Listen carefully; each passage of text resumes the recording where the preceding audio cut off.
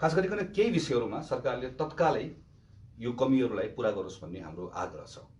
हामीले हवाई मार्गबाट आउने कुराहरूलाई कडाई गर्यौं, तर डब्ल्युएचओले पनि भन्छ, बाहिरको अनुभवहरू पनि भन्छ, हामीले हवाई मार्गमा कडाई गर्दै गर्दा स्थल नाकाहरूबाट यता भित्रने कुराहरूको दबाव झन बढ्दै जान्छ। नेपाल र भारतको खुला सिमाना छ, सयौं नाकाहरू छन्। तीमध्ये केही नाकाहरूमा मात्रै हामीले हेल्थ डेस्क राखेका छौँ। अहिले केही नाकाहरूलाई मात्र तोक्ने भनेर भनेका छौँ, तर आज मात्रै मैले जनकपुर, झापा लगायतका थुप्रै ठाउँमा जिल्लाका साथीहरूको मार्फतबाट ती नाकाहरूको अवस्था कस्तो छ भनेर भिडियोबाट पनि मगाएर हेरेँ। थुप्रै नाकाहरूमा खुला रूपले आवाजावत भइरहेको छ। त्यसैले सरकारलाई आग्रह छ, तत्काल नाकाहरू तोकेर बाँकी सबै रहेको नाकाहरू बन्द गरेर तोकिएको नाकामा पनि राम्रोसँग नेपाल भित्रने कुराको सबै हामीले ट्र्याक सबै पछाडि गर्न सक्ने गरिकन राख्ने पनि, परीक्षण पनि गर्ने र कुनै पनि खालको आशंका भएको अवस्था गयो भने हामीले आफै जाऊ भन्ने होइन, एम्बुलेन्स लगायतको कुराको व्यवस्था गरेर तोकेको अस्पतालसम्म पुर्याउने व्यवस्था गर्ने यो काम तुरुन्तै गर्न आवश्यक छ। यस पछाडि अर्को सोच्नुपर्ने कुरा भनेको हामीले अहिले सरकारले हिजो निर्णय गर्यो नागरिकहरूलाई सकेसम्म कम हिँडुल गर भनेर भनेको अवस्था छ। केही दिन पछाडि यसको कारणले गर्दा आपूर्तिको हाम्रो प्रणालीमा ठुलो यसले एउटा अप्ठ्यारो ल्याउन सक्छ। यो आपूर्तिको प्रणालीमा अप्ठ्यारो नआओस् भन्नका निम्ति सरकारले सप्लाई ठिक छ भनिरहेको बेलामा हामी आफै देख्न सक्छौँ बजारमा थुप्रै ठाउँमा समस्याहरू आएको छ। त्यस स्थानीय सरकारलाई पनि संलग्न गराएर यी समस्याहरूलाई सकेसम्म कम गर्ने कुरामा अझै बढी काम गर्नुपर्नेछ। भोलि गएर यदि पार्सल लकडाउन गर्नुपर्ने अवस्था आयो भने झन् ठुलो समस्या आउँछ। त्यो बेलामा अरू अत्यावश्यक सेवाहरूलाई, खानेपानी यावत लगायतको सेवाहरूलाई कसरी हामीले निर्वाध रूपले सञ्चालन गर्ने, यसका बारेमा पनि सरकारलाई हामीले बुदागत रूपमा ध्यान आकर्षण गराएका छौँ। हाम्रो इकोनोमीमा यसले प्रभाव पार्न सुरु भइसक्यो। कतिपय ठाउँहरूमा टुरिज्मको सेक्टरमा यसले सुरुमा हान्यौँ, अहिले बिस्तारै बिस्तारै साना मझौला उद्योगहरू, व्यवसायहरू अब त झन्झन प्रभाव बढ्दै जान्छ। फेरि यसपालिको सबैभन्दा ध्यान दिनुपर्ने कुरा यो कहिलेसम्म जान्छ हामीलाई थाहा छैन। त्यसैले दुईटा अप्रोच लिनुपर्ने छ। एउटा यो मोबिलिटी कम हुँदै गर्दाखेरि पनि आर्थिक गतिविधिहरू नरोकियोस् भन्नका निम्ति के कुरामा सोच्न सकिन्छ त्यहाँ ध्यान पुर्याउनु पर्नेछ। रिमोटली काम गर्ने कुरालाई कसरी फेसिलिटेट गर्ने त्यहाँ ध्यान पुर्याउनु पर्नेछ। ज्यालादारीमा मजदुरीमा काम गर्ने श्रमिकहरूलाई यो बेला उनीहरूलाई अप्ठ्यारो नपरोस् भन्नका निम्ति के गर्ने यहाँ ध्यान पुर्याउनु पर्नेछ। ब्याङ्ककै ऋण तिर्ने कुराहरूमा त्यसको ब्याज दरदेखि लिएर ऋणलाई रिस्केड्युलिङ गर्ने कुरा, किस्ता तिर्ने कुरामा त्यहाँ ध्यान पुर्याउनु पर्नेछ। यी कुरालाई सरकारले अहिलेदेखि काम गर्न सुरु गर्यो भने यसले चाँडोभन्दा चाँडो नागरिकहरूलाई यो एउटा खालको यो प्यानिकको सिचुएसनबाट बाहिर निकाल्ने कुरा मद्दत गर्छ। हामीले यसमा पनि ध्यान आकर्षण गराएका छौँ। यसपछिको सबभन्दा महत्त्वपूर्ण कुरा भनेको स्वास्थ्य मन्त्रालय अन्तर्गत गर्नुपर्ने कामहरू छ। हामीले अहिले राष्ट्रिय जनस्वास्थ्य प्रयोगशालाबाट शङ्कास्पद हामीले एउटा प्रोटोकल बनाएका छौँ, उनीहरूको टेस्ट गरिरहेका छौँ। आजसम्म करिब 529 जनाको टेस्ट भयो। सोफार सबै अहिले नेगेटिभ छ। यो यहाँसम्म यो भयो। तर अब हामीले टेस्टको दायरालाई फराकिलो नबनाइकन हुँदैन। यो ल्याबले दिनको करिब 500 जनासम्मको टेस्ट गर्न सक्छ। तर यसले तत्कालै काठमाडौँमा हामीले अर्को 2-3टा हामीले निजीसँग साझेदारी गरेर टेस्ट गर्ने हामीले ठाउँ बनाउनुपर्छ। काठमाडौँ मात्र होइन, काठमाडौँभन्दा बाहिर 7वटा प्रदेशमा तत्कालै त्यही परीक्षण गर्ने अवस्था हामीले निर्माण यो सबैभन्दा हाइएस्ट प्रायोरिटीमा सरकारले गर्नुपर्नेछ। कसरी गर्न सकिन्छ भनेर हामीले उहाँहरूलाई बुदागत रूपमा बुझाएका छौँ। भारतबाट नेपाल सीमावर्ती क्षेत्रमा थुप्रै आउनुभएको नागरिकहरू अहिले हुनुहुन्छ। उहाँहरू कम्युनिटीमा हुनुहुन्छ। हामीले कम्युनिटीमा भएको कुराले यतिकै छाडेर हुँदैन। अब हामीले एक्टिभ सर्भिलेन्स अन्तर्गत यो अहिले 500 चान्चुने हो, कम्तीमा हामीले 5000 जना मान्छेको अबको 2-3 दिनभित्रमा टेस्ट गर्ने ठाउँसम्म हामीले पुर्याउनुपर्छ। यसका लागि काठमाडौँमा नआइकन हाम्रो कतिपय प्रदेश नम्बर 2 मा, प्रदेश नम्बर 1 मा, 5 मा, 6 मा यी सबै ठाउँहरूमा एउटा प्रोटोकल बनाएर तुरुन्त हजारौंको संख्यामा नागरिकहरूको परीक्षण गर्न आवश्यक छ।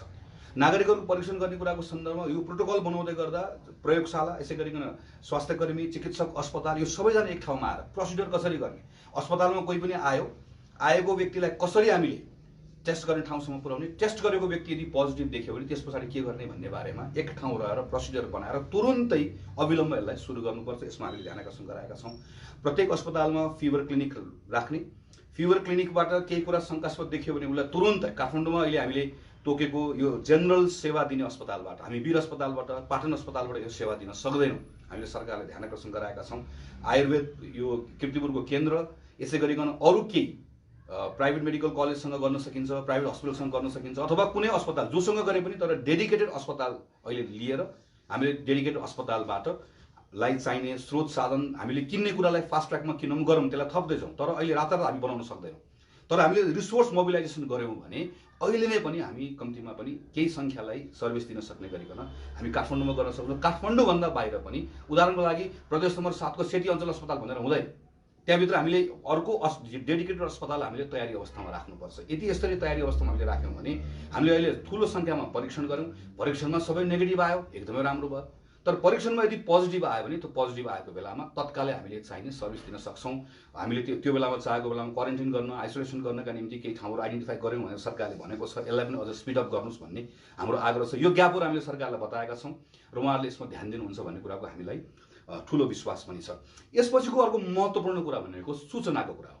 हामीले सरकारलाई भनेका छौँ तपाईँहरूले प्रत्येक दिन एउटा निश्चित समय तोक्नुहोस्। उदाहरणको लागि साँझ 7 बजे नेपाल सरकारको यो समितिले देशवासीलाई सञ्चार माध्यमको मार्फतबाट सम्बोधन गर्छ। आज दिनभरिमा के भयो भन्छ।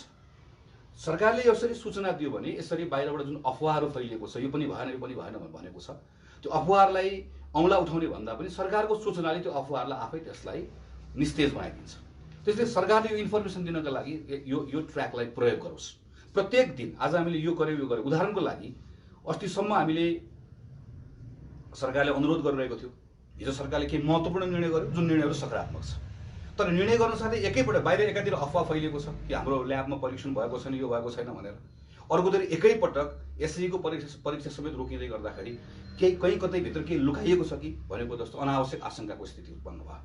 म फेरि पनि भन्छु, हाम्रो ल्याबको जति हामी परीक्षण गरिरहेका छौँ त्यसको दायरालाई फराकिलो बनाउनुपर्छ। तर यो फराकिलो बनाउनुपर्छ भन्दै गर्दा यहाँभित्र केही पनि भएको छैन, यहाँभित्र यो पनि गलत भयो, योभित्र गलत भयो भनेर जुन प्यानिक हुने अवस्था बन्यो, यस्तोलाई चिर्ने काम सरकारकै हो। सरकारले यो बेलामा आएर प्रत्येक दिन नागरिकलाई भनिराख्ने हो भने त्यसलाई हामी नागरिकसँग पुर्याउँछौँ। यो कुरा गर्न आवश्यक छ। र स्वास्थ्य मन्त्रालयको तर्फबाट पनि यो नागरिकहरूलाई जुन कुरा हामीले यसको लक्षणहरू अरू कुराहरू बताइरहेका छौँ यसका बारेमा पनि प्रोएक्टिभली अझ योभन्दा बढी यो क्रियाशील भएर बताउन आवश्यक छ। म यसको लागि अनुरोध गर्छु। तर हामीले अहिले भन्यौँ सरकारलाई यो कुराहरू गर्नुपर्छ भनेर। हाम्रो यो काम पनि हामी सरकारलाई मद्दत गर्छौँ, सरकारसँगै रहन्छौँ। सरकारले गरेको काममा कमी भयो, सरकार यहाँ कमी भयो भनेर भन्छौँ। व्यवस्था गर्यो, प्रश्न गर्छौँ। जहाँ मद्दत गर्नु पर्यो त्यहाँ मद्दत गर्छौँ, कहीँ आलोचना गर्नु पर्यो आलोचना गर्छौँ। तर हामी सरकारसँग यो लडाइँमा सँगसँगै रहन्छौँ र हामीलाई विश्वास छ सरकारले पनि हामीलाई सँगसँगै राखेर यो लडाइँमा हामीलाई लिएर जान्छ। तर सरकार एक्लैले चाहेर मात्रै यो लडाइँ जित्न सकिन्न, यो युद्ध जित्न सकिन्न। प्रत्येक नागरिकले यो लडाइँमा सँगसँगै त्यत्तिकै साथ दिन आवश्यक छ। यसका निम्ति नागरिकहरूबाट केही कुराको अपेक्षा सरकारले गरेको छ। स्वास्थ्य मन्त्रालयले केही समय अगाडिदेखि एउटा सूचना हामीलाई दिइरहेको छ। यसको लक्षणहरू देखियो भने ज्वरो यदि यो 110 भन्दा माथि भयो, फरेनहाइट भन्दा माथि भयो भने तपाईँले तुरुन्त अलिकति ज्वरो आउँदै गर्दा पनि तपाईँ घर परिवारभित्र अलग्ग बस्नुहोस्। तर अलिकति ज्वरो आयो, तपाईँलाई सुक्खा खोकी लाग्यो भने तपाईँ तुरुन्त स्वास्थ्य कर्मीसँग सम्पर्क गर्नुहोस्। श्वास प्रश्वासको समस्या देखियो तुरुन्त सम्पर्क गर्नुहोस्। तपाईँले यसलाई मान दिनु पर्यो। सँगसँगै उसले भनेको छ नियमित रूपले साबुन पानीले हात धुनुहोस्, खोक्दा हाछ्यौँ गर्दाखेरि यसरी गर्नुहोस् भनेर भनेको छ।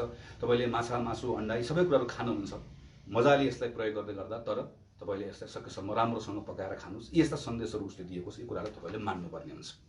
मान्नुहोस्, मलाई कोरोना भाइरसको सङ्क्रमण भएको छ। तपाईँ र मेरो कतै भेट भयो, तपाईँ र मेरो भेट हुँदै गर्दा मैले हाछ्यौँ गरेँ वा मैले खोकेँ, मेरो सङ्क्रमण तपाईँलाई सर्छ। मलाई कोरोना सङ्क्रमण भएको छ भन्ने कुरा तपाईँलाई मात्र होइन मलाई थाहा नभएको हुनसक्छ। माइल्ड सिम्पटम भएको हुनसक्छ वा मैले तपाईँलाई भेट्दै गर्दाखेरि सङ्क्रमण भइसकेको 8-9 दिन भइसकेको हुनसक्छ। त्यो बेलासम्म मैले थाहा नपाएको हुनसक्छु। अब म परीक्षण गर्न गएँ कि मेरो सिम्पटम्स देख्यो, म गएँ परीक्षण गरेँ, मैले थाहा पाएँ, म आइसोलेसन गरेर बस्नु भएँ। म आइसोलेसन बसिसकेपछि त्यस पछाडि त्यो बेलासम्म त मैले थुप्रै मान्छेसँग भेटघाट गरेको छु, मेरो मुभमेन्ट भएको छ, इन्टरेक्सन भएको छ, त्यसमध्ये तपाईँ परेको हुन सक्नुहुन्छ। मेरो सङ्क्रमण तपाईँलाई सरेको हुनसक्छ। यदि यस्तो हो भने अब सरकारले भनेको एकपटक सम्झनुहोस्, अत्यावश्यक कामभन्दा बाहेक अरू काममा तपाईँहरू नजानुहोस्। सभा सम्मेलन बैठक भोज तपाईँले अहिले गरिराख्नु भएको रिक्रिएसनल एक्टिभिटिजहरू, मलमा जाने, फिल्ममा जाने, खेल्न जाने सबै कुराहरू रोक्नुहोस्। यो किन भनेको? यो तर्साउन भनेको होइन। यो भनेको तपाईँ जति आफूलाई सानो घेराभित्र राख्नुहुन्छ, अत्यावश्यक काम तपाईँले गर्नै पर्ने कामहरू छ, ती कामहरू गर्नुहोस्। ती बाहेक जति सानो घेरामा आफ्नो मोबिलिटीलाई, मुभमेन्टलाई सीमित गर्नुहुन्छ त्यति बढी तपाईँले अर्को सङ्क्रमित मान्छेलाई भेट्नुहुन्न। सङ्क्रमित मान्छेसँग नभेटेपछि तपाईँलाई सङ्क्रमण हुने जोखिम कम रहन्छ। त्यस कारणले गर्दा भनिएको यहाँ धेरै मान्छेलाई सङ्क्रमण भएर यो कुराले होइन, जति बढी हाम्रो मुभमेन्ट मोबिलिटीहरू हामीले कम गर्छौँ त्यति बढी तपाईँ सङ्क्रमणको उसबाट जोखिम हुन्छ। मान्नुहोस् अत्यावश्यक कामको सिलसिलामा तपाईँहरू मेरो भेट भयो, तर भेट्दै गर्दा सरकारले तपाईँलाई दोस्रो कुरा भनेको छ, तपाईँ केही निश्चित दूरी केही मिटर पर मभन्दा पर बस्नुहोस्। तपाईँ मभन्दा पर बस्दै गर्दाखेरि मैले खोकेँ, हाछ्यु गर्दै गर्दाखेरि पनि मैले यसरी खोकेँ, मैले तपाईँलाई नसार्ने मलाई थाहा थिएन, तैपनि मैले यो व्यवहार उसले मलाई भनेको मैले माने। त्यसमाथि पनि होइन, तपाईँले टाढा बस्नुभयो, तपाईँ टाढा बस्दै गर्दाखेरि म यो छिटाबाट सर्ने हो, तपाईँसम्म मेरो छिटा नपुग्दै गर्दा तपाईँलाई सङ्क्रमण नहुन सक्छ। मानुस् त्यस तपाईँ र मेरो भेट हुँदै गर्दा तपाईँले बडो सावधानीपूर्वक नमस्कार गर्नु, मसँग हात मिलाउनु भयो, यो असाध्यै राम्रो व्यवहार। यसले मेरो सङ्क्रमण तपाईँलाई सर्ने सम्भावनाबाट तपाईँ बच्नुहुन्छ। तर अर्को कुरा सँगसँगै फेरि बुझ्न मेरो आग्रह छ, तपाईँले मलाई नमस्कार गर्नुभयो, म सङ्क्रमित छु, तर मैले खोलेको ढोकालाई केही बेरपछि तपाईँले खोल्नु भयो। यो भाइरस त्यो ढोकामा 8-9 घन्टा बाँच्न सक्छ। यो भाइरस यही टेबलमा यहाँभित्र यो 4-5 घन्टा बाँच्न सक्छ। मैले छोएको टेबल एकछिन पछाडि अर्को कोही व्यक्तिले यो कोठामा आएर छोयो, उसले मलाई भेटेकै छैन तर छोयो, उसको हातमा सर्छ। उसको हातमा भाइरस भइसके पछाडि पनि अझै त्यो मान्छे तपाईँ यो सन्दर्भमा सङ्क्रमणबाट जोगिन सक्नुहुन्छ। त्यसको लागि एउटा जम्मा सामान्य कुरा गरे पुग्छ। हामी बिरामी हुँदै गर्दा अस्पताल जान्छौँ, चिकित्सकले हामीलाई औषधि खानुहोस् भनेर भन्नुहुन्छ, त्यो भनेको कुरा हामी मान्छौँ, त्यसको हामीहरू सेवन गर्छौँ, किनकि हामीलाई चिकित्सकले भन्नुभएको औषधि विश्वास लाग्छ। अहिलेको एउटा औषधि छ, त्यो औषधि भनेको साबुन हो, साबुन पानी। साबुन पानीले हात धुने कुराको सन्देश स्वास्थ्य मन्त्रालय अरू निकायबाट तपाईँ हामीलाई पटक पटक दिएको छ। हामीले कति ध्यानपूर्वक यसलाई लिएका छौँ। हाम्रो ह्यान्ड हाइजिन एकदमै पोर छ। तपाईँ आफै याद गर्नुहोस् त, कति पटक हाम्रो हात मुखमा पुग्छ, नाकमा पुग्छ, आँखामा पुग्छ। यो मानवीय स्वभाव, हामीले थाहा नपाइकन हाम्रो हात आँखामा, नाकमा, मुखमा पुग्छ। यसलाई चाहेर पनि यसलाई कोसिस गरौँ, तर धेरै कुरा बदल्न सकिन्न। तर के बदल्न सकिन्छ भने हातलाई पटक पटक साबुन पानीले धुने भनेको फेरि झाडो टार्ने गरिकन पानीमा लगेर भिजाउने मात्र। यसको विधि छ, विधि तपाईँहरूलाई थाहा छ। यसलाई हामीले कम्तीमा 20-25 सेकेन्डसम्म धुने, सबैतिर धुने, किनकि जसरी बोसो हातबाट गएको जस्तै भाइरसको बाहिरको आवरण बोसो जस्तै हुन्छ, हामी साबुनले धुन साथै त्यो निष्क्रिय हुन्छ। हाम्रो हातसम्म आइसक्यो, मैले तपाईँ र मेरो भेट हुँदै गर्दा तपाईँको हातसम्म सारिदिएको सङ्क्रमण पनि तपाईँभित्र नजाने अवस्था बन्छ। यसरी तपाईँले आफूलाई जोगाउन सक्नुहुन्छ। त्यसैले म यहाँहरू सबैलाई फेरि एकपटक आग्रह गर्न चाहन्छु, यो बेलामा नीतिगत तहमा नेपाल सरकारले गरिरहेका कामहरूलाई हामीहरू मद्दत गरिरहेका छौँ। केही ठाउँहरूमा ठुलो ग्याप देखिएको छ, त्यो ग्यापहरूमा हामीले सरकारको ध्यान आकर्षण गराइरहेका छौँ। यसलाई प्रतिष्ठाको विषय नबनाएर देखिएका ग्यापहरूलाई तत्काल पुरा गर्नका निम्ति सरकारले कदम चाल्छ भन्ने हाम्रो विश्वास छ। स्थल नाकाबाट आएको कुरामा तत्काल हामीले भनेअनुसारले गर्छ भन्ने हाम्रो आग्रह छ। टेस्ट टेस्ट टेस्ट परीक्षणको दायरालाई फराकिलो बनाउनका निम्ति काठमाडौँभन्दा बाहिर परीक्षण गर्न सक्ने, कम्युनिटीमा ठुलो सङ्ख्यामा तुरुन्त प्रोटोकल प्रोसिडर सबै बनाएर टेस्टको कुरालाई अगाडि बढाउँछ भन्ने हाम्रो विश्वास छ। अस्पतालको तयारीका सन्दर्भमा यसरी होइन, यसको केही अप्रोच बदल्नु पर्नेछ। मैले अघि पनि भने फिभर क्लिनिकदेखि लिएर हामीले प्रोसिडर के हो, कुनै व्यक्तिलाई सङ्क्रमणको आशंका भयो भने कसरी जान्छ, त्यो व्यक्ति भेटिसकेपछि उसको कन्ट्याक्टको ट्रेसिङ कसले गर्छ, यो सबै कुराको प्रोसिजर डिफाइन गरेर तयारी अवस्थामा बस्छ भन्ने कुरा हामीलाई विश्वास छ। आपूर्तिको सन्दर्भमा उसले तत्काल गर्नुपर्ने कामहरू गर्छ, अर्थतन्त्रमा परेको प्रभावलाई कम गर्न उसले गर्नुपर्ने कामहरू गर्छ। यी सबै कुराहरूमा तत्काल गरेका निर्णयहरू महत्त्वपूर्ण छन्। ती निर्णयहरूलाई कार्यान्वयन गर्ने सन्दर्भमा देखेका ग्यापहरूलाई उसले पुरा गर्छ भन्ने कुराको विश्वास व्यक्त गर्छु। यसमा आवश्यक परेको बेला हामी जहाँ बोलाउने त्यहाँ जान्छौँ, छलफल गर्छु, कुराहरू भन्छौँ। मैले आज खास गरिकन यो मैले आफ्नो सामाजिक सञ्जालबाट मलाई हेरिराख्नु भएको, सुनिराख्नु भएको सबै नागरिकलाई मैले अपिल गर्न खोजेको, आग्रह गर्न खोजेको कुरा भनेको यो बेलामा हामी प्रत्येक नागरिकले सरकारले जो चाहिँ निर्णय गरेको छ यसमा मद्दत गर्नुपर्ने बेला आएको छ, यसलाई बुझ्नुपर्ने बेला आएको छ। हामी जति म यति भनेर टुङ्ग्याउन पनि चाहन्छु, हामी जति कम हिँडडुल गर्छौँ, अत्यावश्यक काममा मात्र हिँडडुल गर्छौँ, आफूलाई सानो घेराभित्र सीमित राख्छौँ, त्यति बढी हामी सङ्क्रमणको जोखिमबाट जोगिन्छौँ। म अर्को आग्रह गर्छु, तपाईँ हिँडडुल गर्दै गर्दाखेरि अत्यावश्यक काममा हामी जान्छौँ। म आज कार्यालय आएको छु, तर प्रत्येक नेपाली नागरिकले सँगसँगै आफ्नो पर्सनल अहिले कम्ती हो, मैले आज दिनभरि कतिजना मान्छेलाई भेटेँ, म कहाँ गएँ, अहिले म नेपाली टेलिभिजन गएर आएको छु, मैले टेलिभिजनमा गएँ, यो मान्छेसँग भेट भयो भन्ने कुरा मैले डायरी मेन्टेन गरेर राख्नुपर्छ। किनकि हाम्रो कन्ट्याक्टलाई ट्रेसिङ गर्ने कुरामा भोलि कसैलाई पोजिटिभ भयो भने त्यो पोजिटिभ भएको मान्छेले कसलाई भेट्यो भन्ने कुरा जब हामी तथ्याङ्क लिएर बाहिर सार्वजनिक गर्छौँ, हाम्रो यत्रो पूर्वाधार बनेको छैन। त्यो बेलामा त्यो तथ्याङ्कको आधारमा मेरो त्यो मान्छेसँग भेट भयो कि भएन भन्ने कुरा मैले आफैले थाहा पाउनुपर्ने हुन्छ, खोज्नुपर्ने हुन्छ। हो त्यसका निम्ति जति सक्यो त्यति बढी तपाईँले कन्ट्याक्टको आफ्नो रेकर्ड राखिदिनुपर्छ। यसको लागि म आग्रह गर्न चाहन्छु। यसै गरिकन भेटघाट गर्दै गर्दा दूरी मेन्टेन गरौँ, त्यसको लागि आग्रह गर्न चाहन्छु।